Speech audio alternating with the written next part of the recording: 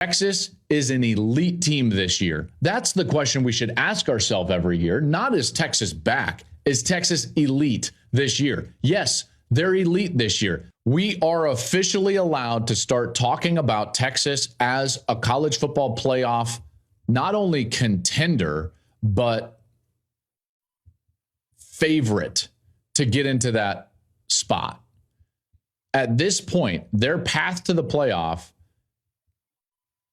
it's pretty easy.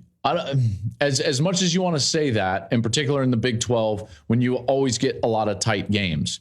If I look at Georgia and Texas, those are the two paths that I would consider the easiest of all of those teams in the top 10. Now Bama's got a loss. They still have to play Ole Miss and LSU and then possibly Georgia in the SEC championship game. Utah's got to go through the Pac-12. USC's got to go through the Pac-12.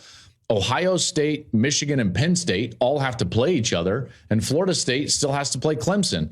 So maybe it's like Georgia, Texas, and Florida State are probably the three easiest paths to the playoff here in the last year of the 4-team playoff.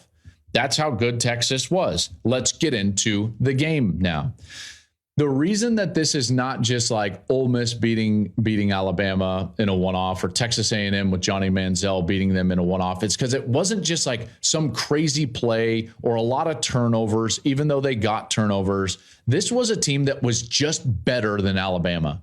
They were just better. They win by 10 in Tuscaloosa, and candidly, it could have been more. They didn't execute inside the 10-yard line a couple of times, or else it could have been more. It was real because of what happened in the second half. And what happened in the second half is what gives me belief that Texas not only can, but probably will go to the college football playoff. And that is the fact that they owned the line of scrimmage against Alabama in Tuscaloosa in the second half. That wasn't a fluke. That was not a fluke. Both sides of the ball, late in the game, Alabama was getting it handed to them by Texas. Let's walk through it. Okay, Texas D-line, 14 quarterback pressures, 5 sacks on Milroe. 5. They won that battle completely.